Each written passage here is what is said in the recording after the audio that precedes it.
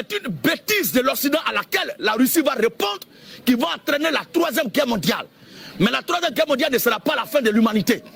Parce que quand la Russie va affaiblir l'Amérique et que l'Amérique sera totalement affaiblie au plan de l'armement, elle n'aura pas la capacité de se défendre.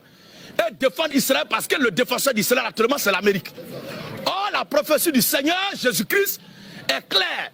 Il faut que tous les pays palestiniens autour d'Israël attaquent Israël. Et que la désolation s'abatte sur Israël. Salut à tous et bienvenue sur notre chaîne YouTube, Les Rendez-vous Africains. Il y a 3 ans, alors que le monde vivait encore au rythme de la pandémie et que les grands conflits semblaient contenus à des tensions régionales, le pasteur Gédéon lançait un message prophétique qui, à l'époque, pouvait paraître très lointain. Mais pourtant, aujourd'hui, à la lumière des événements internationaux, ce qui se passe actuellement, ces paroles prennent une nouvelle force. Il annonçait un enchaînement de bouleversements impliquant l'Ukraine, la Russie, Israël, les États-Unis et d'autres pays avec des conséquences majeures. Dans cette prophétie, le pasteur interprète les guerres, les alliances et les oppositions, non pas seulement comme des oppositions stratégiques humaines, mais comme l'expression d'un plan divin révélé depuis longtemps dans la Bible. Il s'appuie notamment sur les écrits des Échelles, chapitres 30 et 39, et de Daniel, où il identifie la Russie sous l'image symbolique de Gog, un acteur utilisé par Dieu pour révéler les nations et provoquer un repositionnement spirituel de l'humanité. Selon lui, la Russie n'est pas seulement une superpuissance militaire, mais la Russie est aussi un outil prophétique.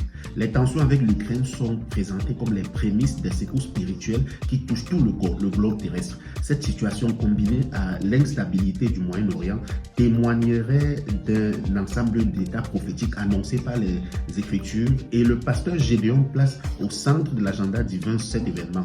Il insiste que ces événements sont des signaux majeurs dans la lecture des temps. Il affirme que toute attaque contre Israël n'est pas seulement géopolitique, mais spirituellement significative. C'est une opposition au plan de Dieu, c'est une évolution du plan de Dieu dont il appelle les chrétiens à veiller, prier avec beaucoup de sérénité. Il aborde également le cas des États-Unis en décrivant que cette puissance sera affaiblie spirituellement et lèvera beaucoup de tensions.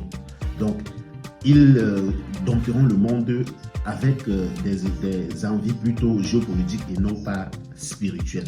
Donc cette décadence est aussi un signe prophétique d'un événement à venir dans l'ordre mondial nouveau. Donc ce qui rend plus saisissant ces événements aujourd'hui, c'est que plusieurs éléments évoqués il y a 3 ans à l'époque par Gédéon semblent se concrétiser.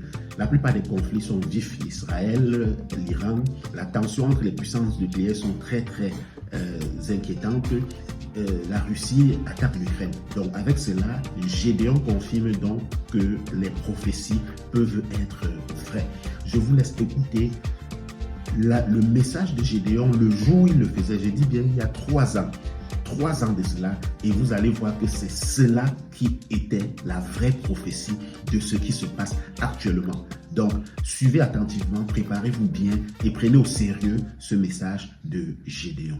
Suivez très bien. Mais avec lucidité et espérance. Suivons son message et faites savoir ce que vous y pensez. L'Occident est dépouillé. Dans le plan invisible, l'étoile de l'Occident s'est déjà obscurcie. Son étoile s'est déjà éteinte. Et c'est une bêtise de l'Occident à laquelle la Russie va répondre qui va entraîner la troisième guerre mondiale. Mais la troisième guerre mondiale ne sera pas la fin de l'humanité. Parce que quand la Russie va affaiblir l'Amérique et que l'Amérique sera totalement affaiblie au plan de l'armement, elle n'aura pas la capacité de se défendre. Et défendre Israël parce que le défenseur d'Israël actuellement c'est l'Amérique. Or la prophétie du Seigneur Jésus-Christ est claire. Il faut que tous les pays palestiniens autour d'Israël attaquent Israël. Et que la désolation s'abatte sur Israël. Et l'écriture est claire. Ce jour-là, si ce temps n'est pas abrégé, il ne resterait personne parmi les Juifs qui va rester en vie. Donc à cause des élus, Dieu va abréger ce temps-là. Avant que ce jour n'entre en vigueur, il faut que l'Amérique soit anéantie au plan de l'armement. Et que l'Amérique soit dans l'incapacité de se défendre et de défendre aussi son poulain, Israël.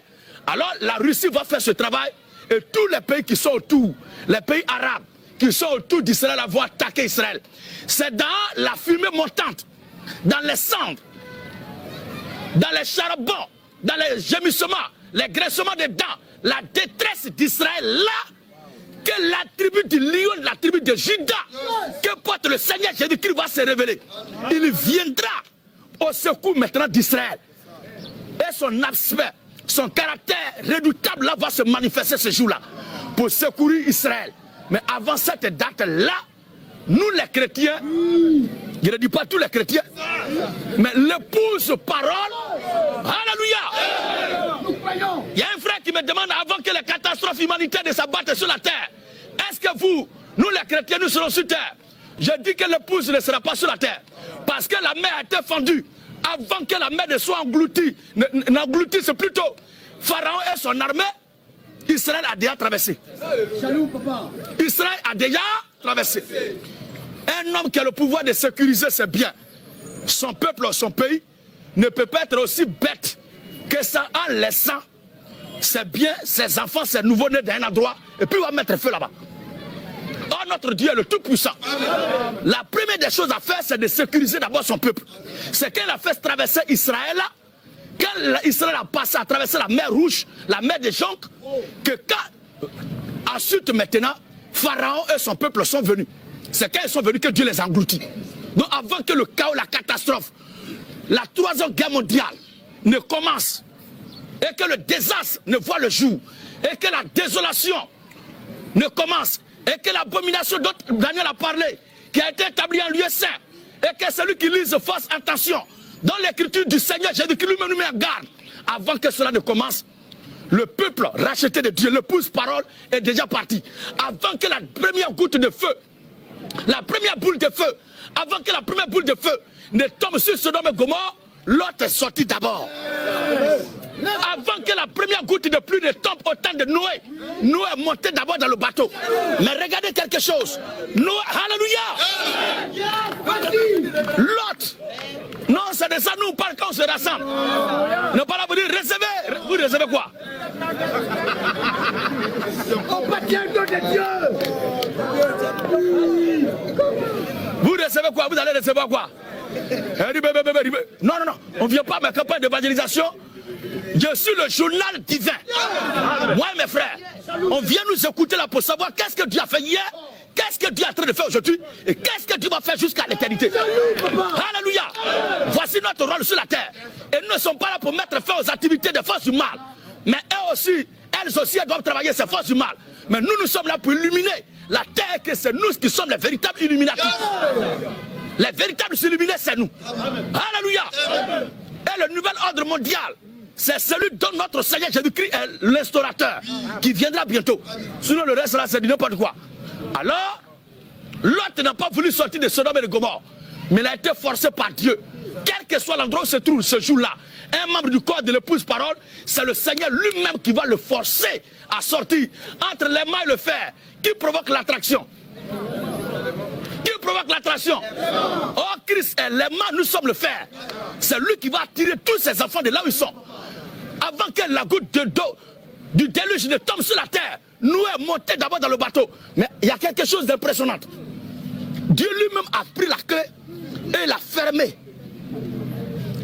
C'est pourquoi nous disons que le chrétien ne perd pas le salut. Il a fermé la porte.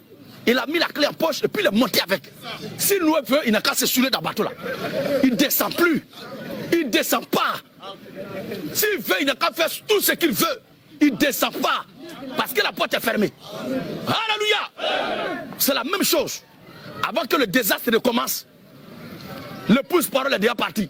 Ceux qui appellent pour demander passage biblique là, quand vous allez appeler ce jour-là, on dit, votre correspondant ne peut être échoué actuellement.